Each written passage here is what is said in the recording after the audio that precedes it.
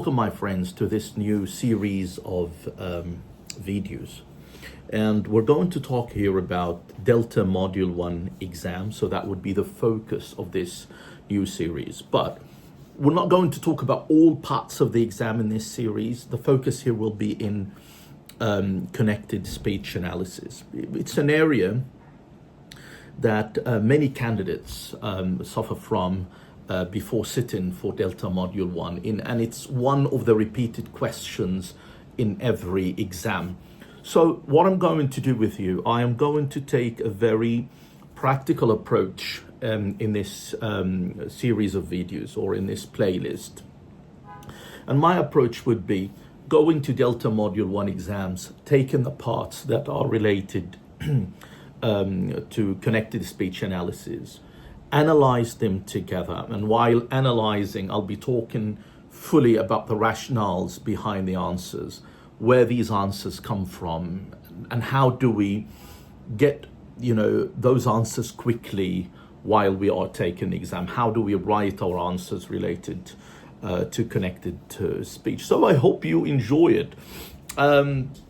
Someone might say, Shady, will this series of videos, be beneficial when it comes to real life? Like, what if I'm not planning to sit for Delta Module 1 exam? Would I benefit as an English teacher from this? Of course. Because remember, my friends, connected speech is all about being or having natural pronunciation. So if you're good at it, well, that's good news. So it is something that will help you when you're teaching. It is also something that will help you when you're speaking. So I believe that, yes, there will be a lot of benefits even if you're not going to sit for Delta Module 1 exam. So let's see. Let me start with the first, exam here, and let me go with you, my friends, to... Oh, this is... let me show you that. This is December 2008. This is December 2008. And if we scroll down here, okay, and go to it says here, yes, it says here task 4, right? Well, it's not task 4 actually in modern exams. That was long time ago. Now it is actually, this task is task 5 now, okay? But again, I mean, what we care about is the part, as I said, related to connected speech, and we'll find it here in part D. So as you see, we've got part A right here, and we've got also part B, we've got C and D. So we're going to focus on part D here. And let's read the question together. Look at the following extracts from the text. Comment on the form, meaning, and use and pronunciation. The form, meaning, use, and pronunciation of the parts in bold. Okay, right. And we have here, you should always buy your ticket from the ticket office before you travel, and the bold parts are you should always buy. And then in the second one, we have you can pay for your ticket with a debit card, with a debit/credit card or cash. And the highlighted parts are, or the parts in bold are, you can pay. Okay, good now. So this is what we need now to analyze. I'm not going to focus on form or meaning or use. I know that this is required in the exam, but it's not what I'm focusing on in this series of videos. Maybe later or in another playlist we might focus on that. But for now, I will focus on pronunciation, because this is what you're being asked to do here. And the examiner said pronunciation in general. He didn't focus here on connected speech. However, of course, we know that connected speech is included as long as we have phrases or clauses. It's not just one word. So we have to focus on connected speech anyway. Right.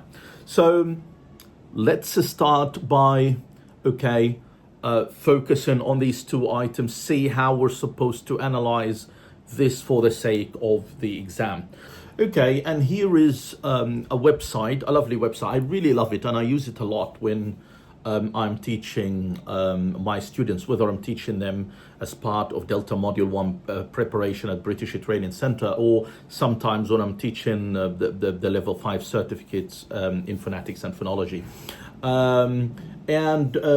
This website is called iba.typeit.org. I love it.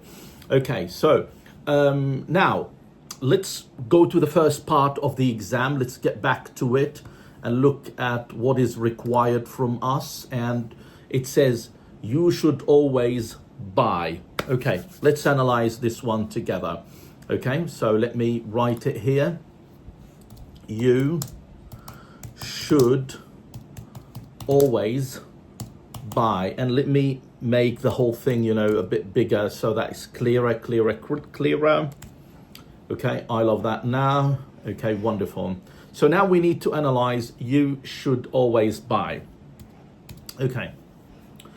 And again, and now my friends, let me give you a very simple thing that you can do when you start analyzing connected speech.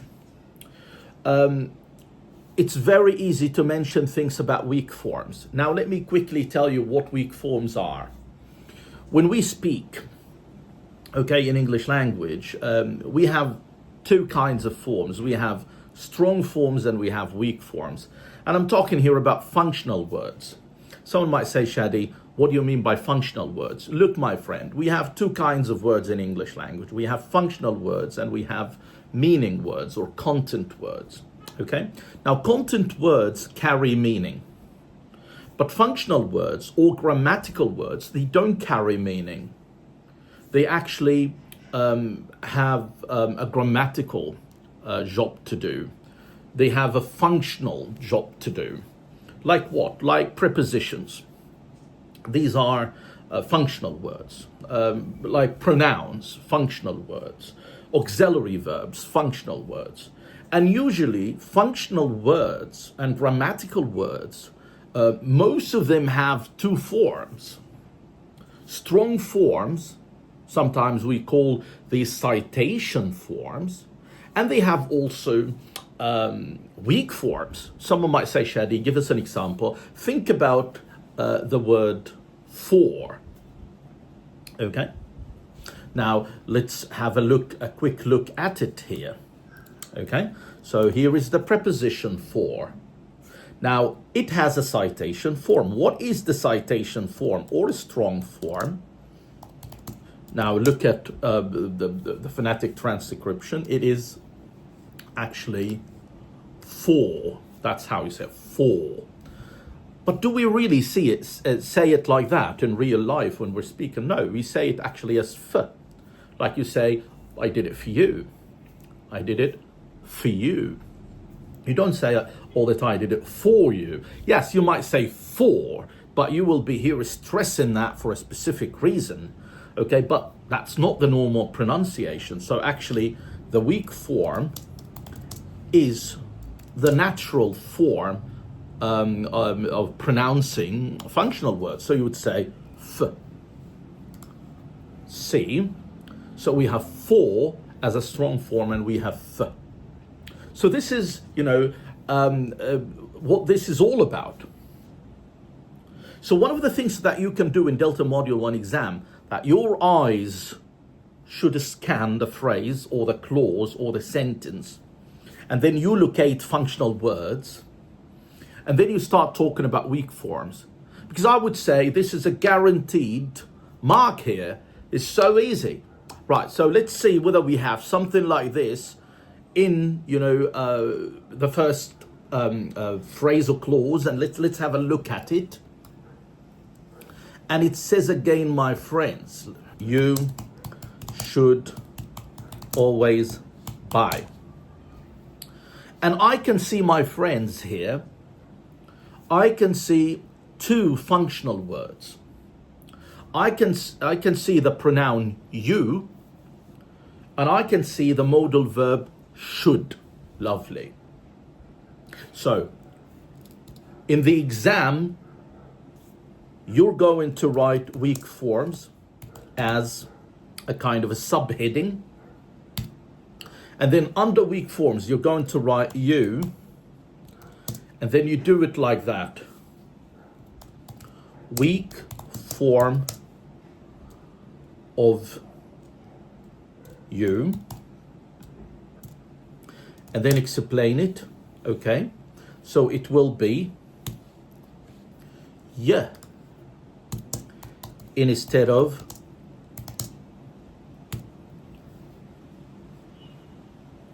instead of you.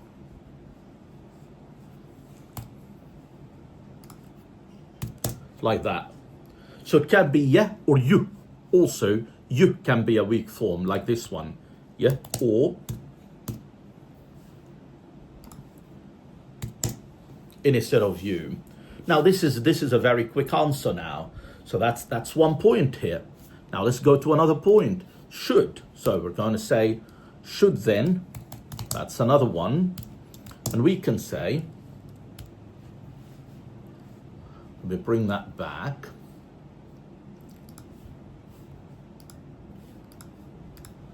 So should, weak form of should. And then we say something like, should, okay, should, the schwa here, should instead of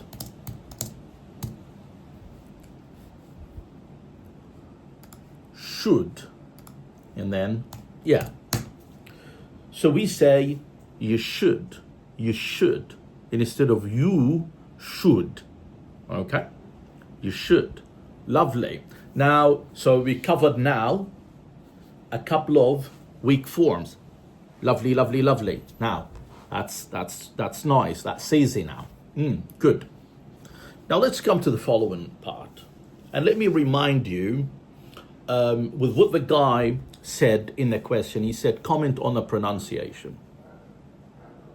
In some other exams, he would say, comment on features of connected speech.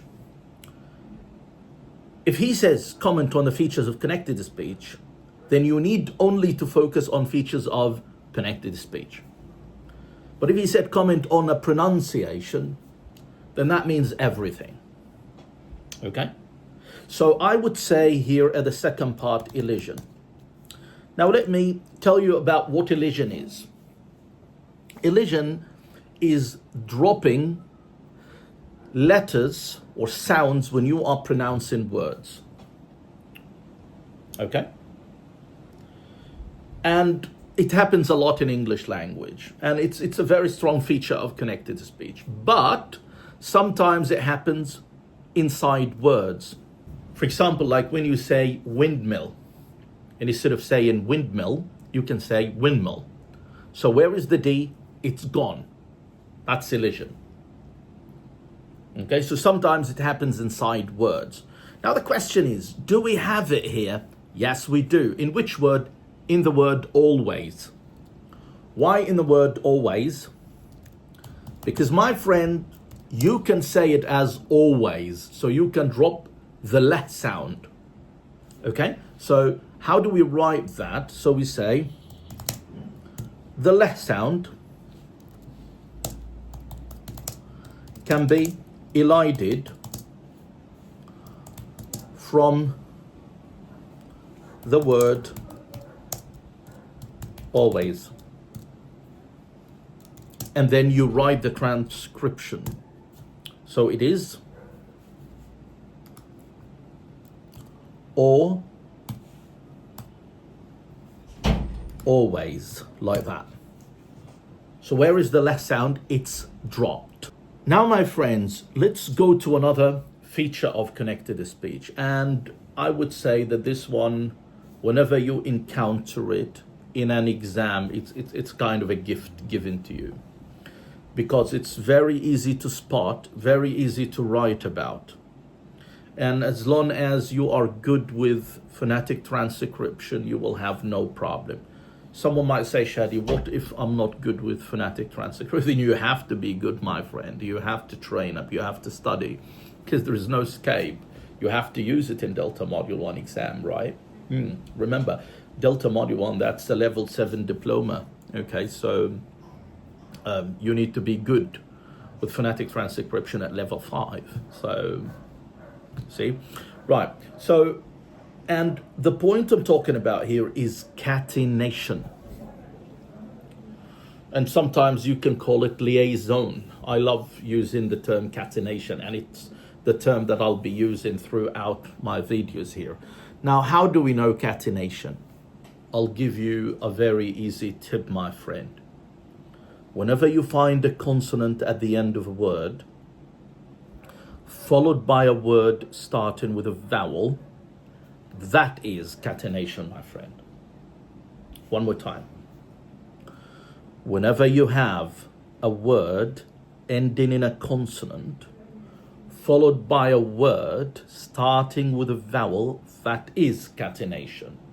Okay, so let's see. So let's write here, catenation. I love that.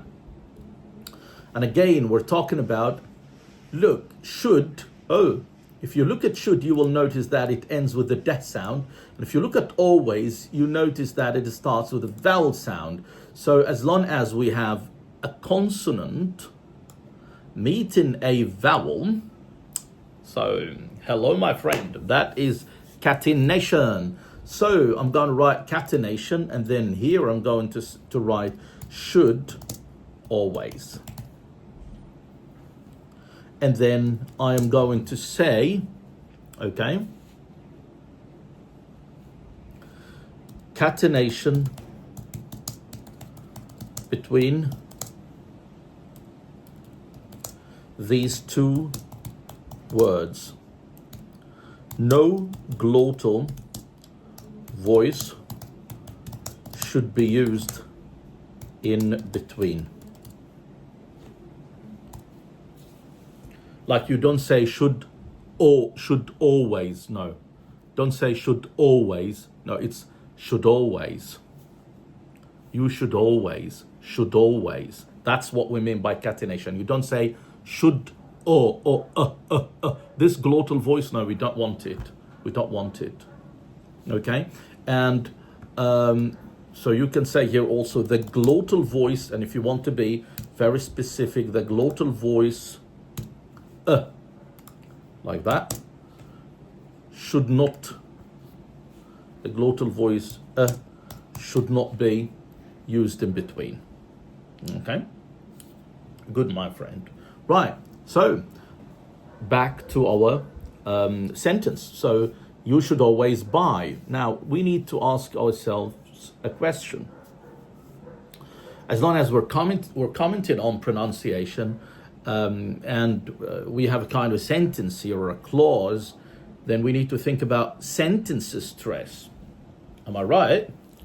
Okay, and let me give you a simple rule regarding sentences stress. And you can easily talk about it after you know this.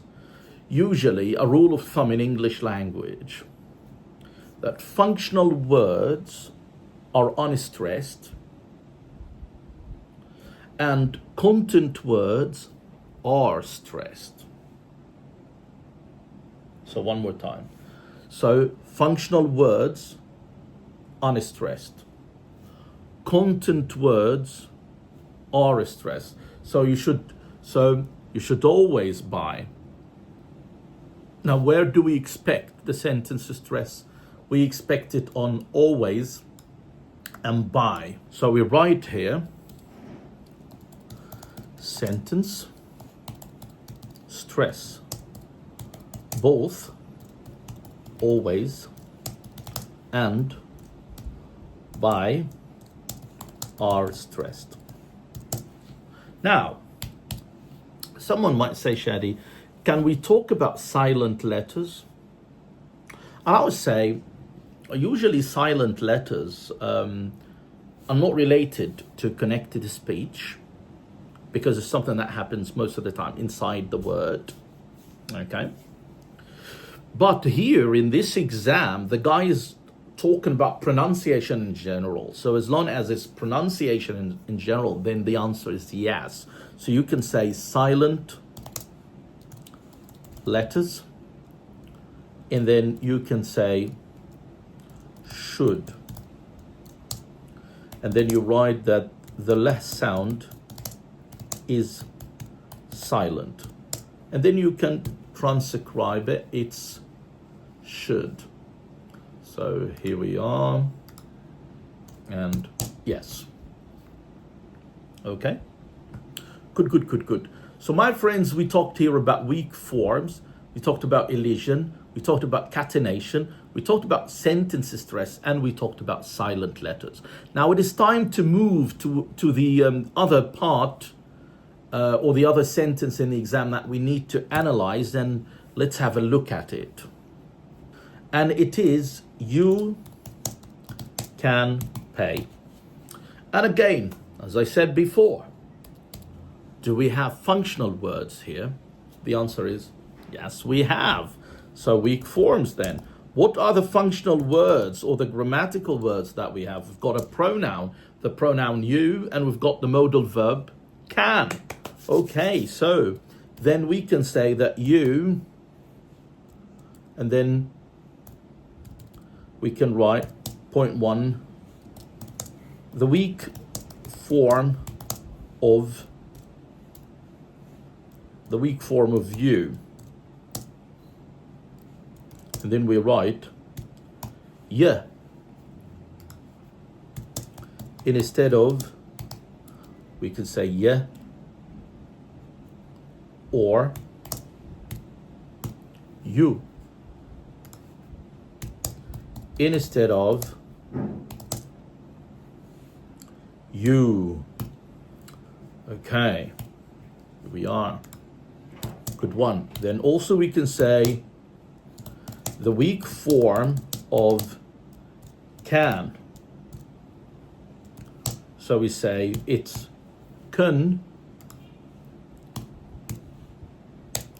instead of can. Okay, so you say you can pay, you can pay, you can pay, you can instead of you can. Right? Then, is that all? No. We've got a very, very wonderful part to talk about, assimilation. And let me tell you in simple words what assimilation is. Assimilation is when we have two words meeting each other, and then we change the pronunciation of one of the sounds because this sound came in contact with another sound. So in assimilation, we change a sound. Like what? Like think about can and pay. What is the last sound in can? It's n. What's n? Where does it come from in the mouth? Let me tell you. It comes, my friends, from a place called alveolar ridge. Where is the alveolar ridge? It's behind your upper teeth, here. Try to say it. N. Look at where my tongue goes. N. It goes here. Teeth ridge. Okay, the alveolar ridge. So the n sound comes from here. Now what about the p sound in pay? Where does it come from? Let's say it together. P. As you see, both lips are moving. P. So one sound, your tongue goes here. N. Alveolar ridge. And one sound comes from your both lips. P. That's why we say that the n sound, you don't need to write that in the exam. What I'm going to write now on the screen, you don't have to write it in the exam, but I'm just explaining it to you. So the n sound is an alveolar sound. And the b sound is a bilabial sound. Now, so we need now assimilation between this alveolar sound and this bilabial sound. Okay. But let's think about how these sounds are pronounced, because we talked about the places. Now, how are they pronounced? Let me help you. When you say n, what happens? Actually, when you say the sound n, the air that is coming from your lungs is completely blocked. And it has no place to escape from except for your nose. One more time. In the n sound, the air coming from your lungs does not have a place to escape from but your nose. Someone might say, Shady, can you prove it? Yes. Try to say in and then pinch your nose. Say it. In. The sound stops. You try it. So if you pinch your nose while you're saying in, no more sounds. Why? Because that was the last resort for the air to escape from. If you close it, then you don't produce the sound. That's why we call the n sound a nasal sound as well. So we say n is an alveolar nasal sound. What does it mean, an alveolar nasal sound? Alveolar means it comes from here, the alveolar ridge.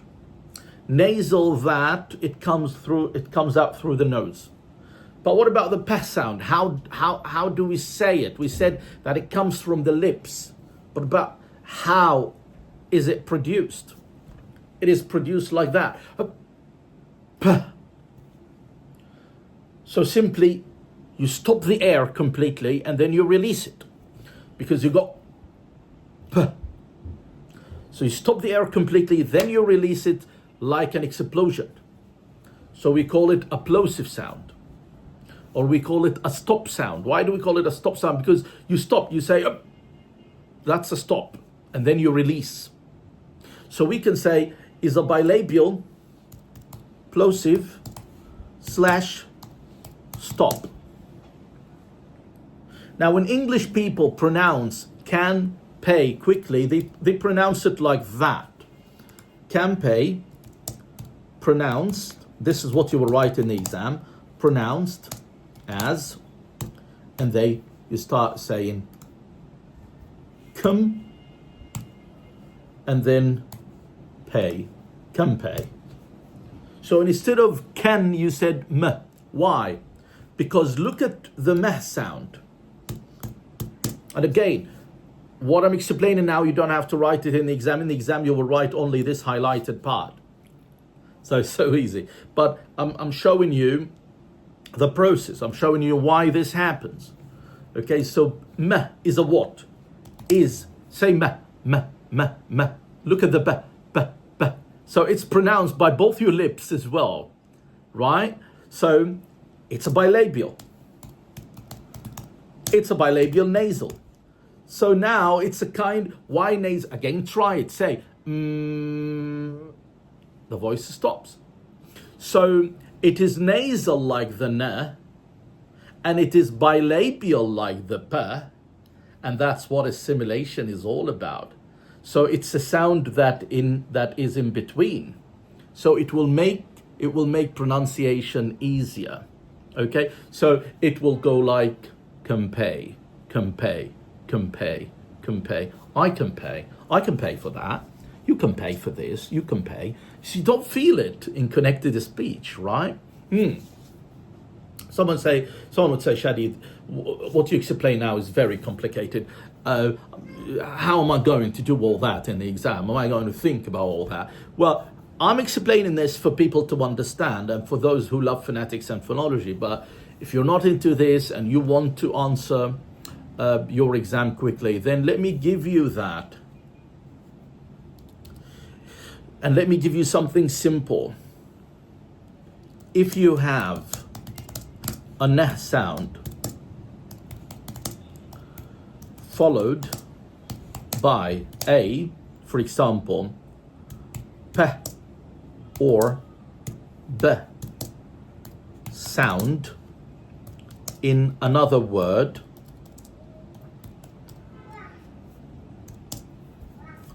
you can use assimilation and turn the nah sound into a meh sound. Just like that. So for example, you want to say in person. Put it together. In person. In person. Let's imagine that you want to say 10 and then you want to say balls. You say 10 balls. 10 balls. Okay, and it goes like that. Right? Good. So let's go back, my friends, to our stuff here. Then again, let's go down to sentences stress. Where is the stress? We said it. Like when you have something like that, you can pay. We know that you and can functional words on stress, then the stressed one will be pay. So in the exam, you're going to come here and write as a subheading sentence, stress, and then you say the verb pay is stressed. So my friends, that was a quick analysis of connected speech in Delta Module 1 exam for which year?